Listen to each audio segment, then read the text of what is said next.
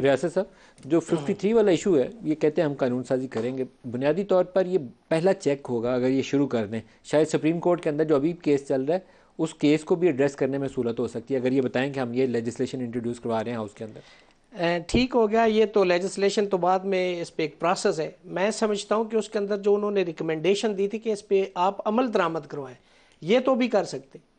अमल दरामद सबसे इंपॉर्टेंट है। लेजिस्लेशन के लिए तो टाइम दरकार है ना।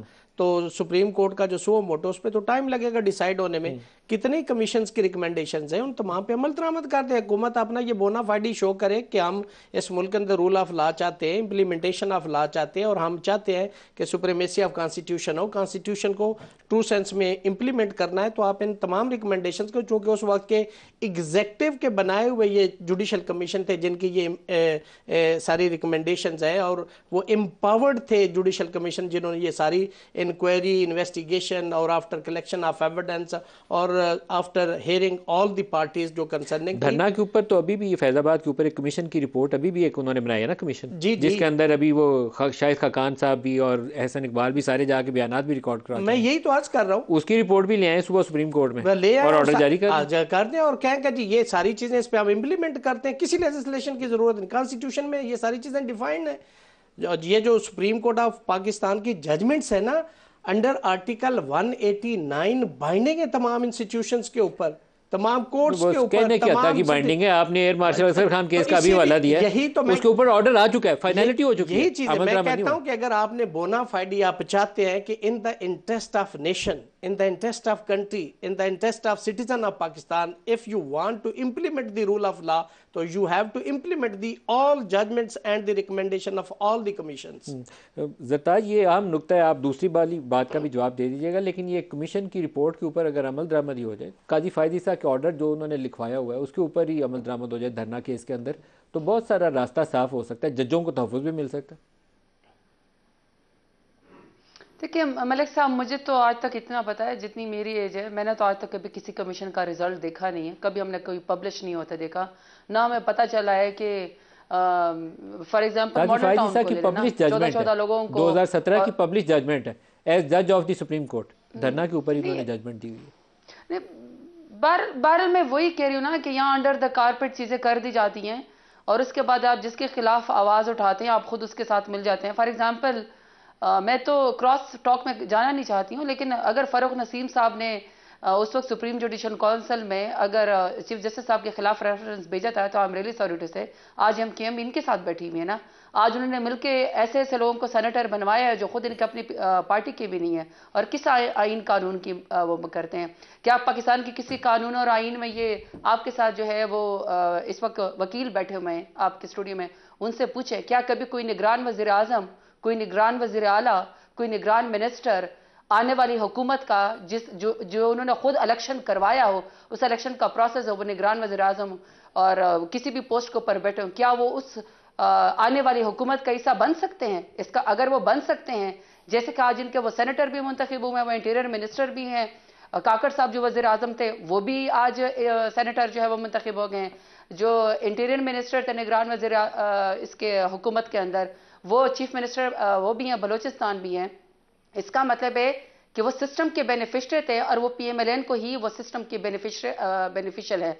दूसरी बात ये कि अगर वाकई इतना इन्होंने इंसाफ देना है कि जी प्राइम मिनिस्टर साहब से खुद चीफ जस्टिस साहब ने कहा था कि जी ये आपकी माँ के साथ या हम ये फुली आप हमारे साथ कोऑपरेट करेंगे और ये जजेस को इंसाफ मिलेगा, तो I am really sorry to say ये जो 6 जजेस साहिबान ने जो खत लिखा है, बेडरूम तक तो जो कहानी पहुंच गई है, किसी को टॉर्चर किया गया, किसी को ब्लैकमेल किया गया है, वहां पे लोगों की जिंदगी को खतरा है, प्राइवेसी को इन्वेट किया गया, उसका अल्टीमेट बेनिफिशियरी कौन है?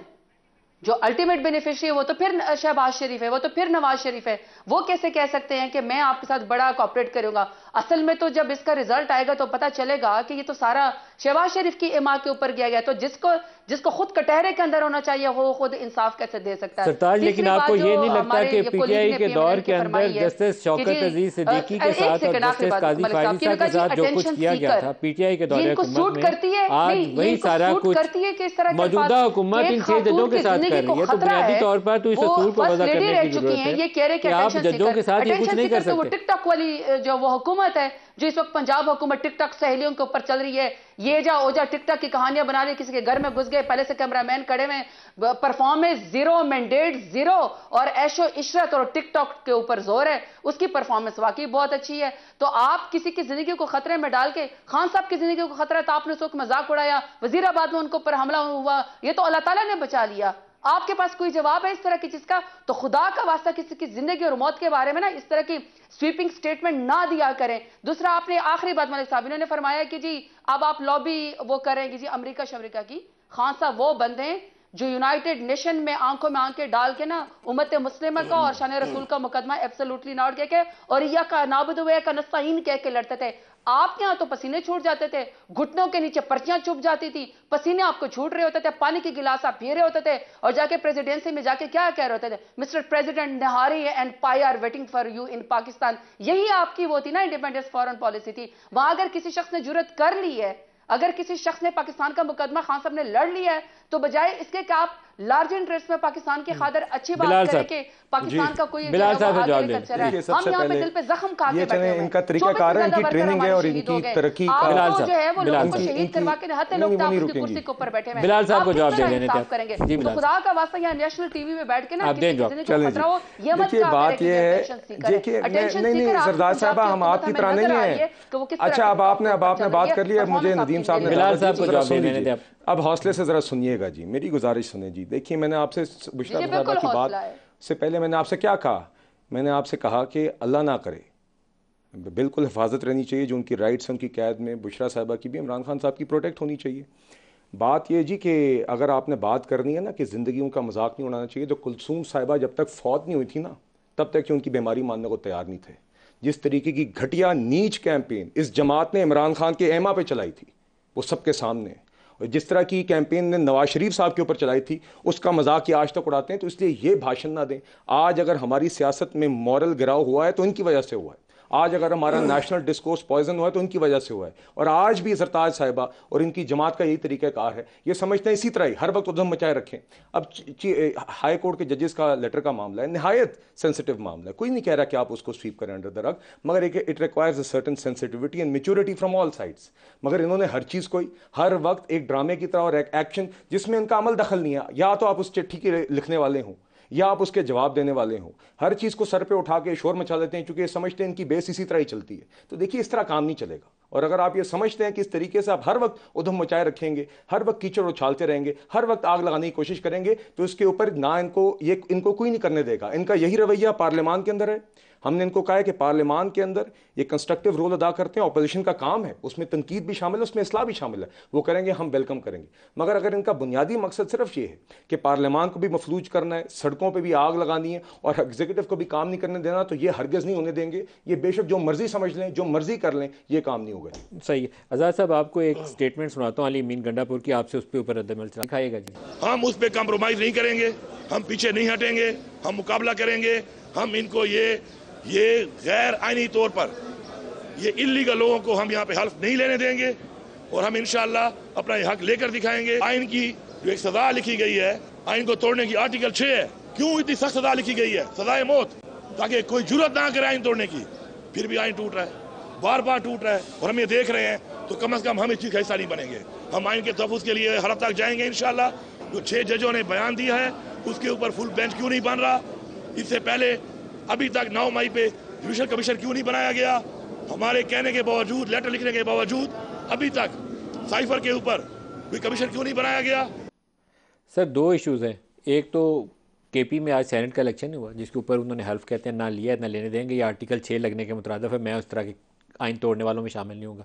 दूसरा फुल कोर्ट पीटीआई मुतालबा कर रही है ये जजों वाले मामले में, दोनों का जवाब। दोनों पहले तो मैं जो उन्होंने कहा ना कि हम हल्फ नहीं लेने देंगे, जो डिक्लेयर्ड कैंडिडेट हैं, विनिंग कैंडिडेट हैं, या उसका प्रोसेस है, उसके अंदर वो लोग हिस्सा ले सकते हैं। लेकिन अगर उसको रोका जाए तो लॉ ये कहता है, law required a thing to be done in that manner which has been prescribed by the law. अगर लॉ के अंदर वो एलिजिबल है तो उस प्रोसेस को नहीं रोका जा सकता। पीटीआई शायद उस पर सुप्रीम कोर्ट गई हुई है, उसकी प्ली ये होगी कि पहले सुप्रीम कोर्ट नहीं, लेकिन उस पर वर्डिक्ट नहीं, वर्डिक्ट नहीं। अब आ गया दूसरा सवाल, फुल कोर्ट का मतलब ये है, ये बड़ी इंपॉर्टेंट बात है कि तमाम जजेस साहबान जो सुप्रीम कोर्ट के 14 या 15 इस वक्त अवेलेबल है, वो सारे बैठ जाएं और इसको सुओ मोटो को सुने। बैठना चाहिए ऐसे? वो हो नहीं सकता। उसकी रीज़न है कि जो प्रैक्टिस एंड प्रोसीजर एक्ट आया है उसके अंदर सुओ मोटो में अगर कोई केस सुना जाएगा अंडर आर्टिकल 184 सब आर्टिकल 3, तो उसका जो फाइनल जजमेंट आएगा उसके खिलाफ अपील प्रोवाइडेड है। आपको फिर अगर सारे जजेस इसमें बैठ जाएंगे तो अपील फिर किन जजेस साहबान के पास? उससे बड़ा बेंच होगा तो एक टेक्निकल रीजन है। और दूसरा सवाल इसमें, आप समझते हैं 7 इज गुड इनफ? यस।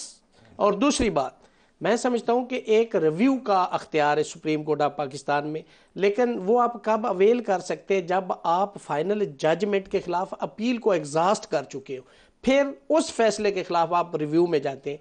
अब आ गया ये 7 जजेस का बेंच जो है, ये सफिशेंट है। अभी तो जुडिशल साइड पे इसको देख रहे हैं। अभी देखना ये है कि सुप्रीम कोर्ट ऑफ पाकिस्तान इसको किस टोन एंड टेनर में इसको सुनती है, किन मैनर्स में सुनती है, किस प्रोसीजर्स को, और क्या कोई सर्विंग जज को तहकीकात के लिए मुमकिन है, मुमकिन है। मैं भी प्रीएम्प्ट नहीं कर सकता। ये कबल आज वक्त है कि मैं कहूं कि कल एक नया जुडिशल कमीशन बनाया जाएगा, मुमकिन है बना भी दे, क्योंकि ये एक ऐसा इशू है। मैं इसमें एक थोड़ी सी चीज क्लैरिटी लाना चाहता हूं कि जितना कुछ अलेज किया गया है उनकी एविडेंस भी लानी रिकॉर्ड पे, और जिन पे एलिगेशन है उनका मौक़िफ़ भी लाना है। और अगर रियासत अली आज़ाद साहब, बिलाल अजहर कियानी साहब और ताज गुल साहब, आप सबका बहुत शुक्रिया। आज के लिए इतना ही, इजाज़त दीजिए। अल्लाह हाफ़िज़।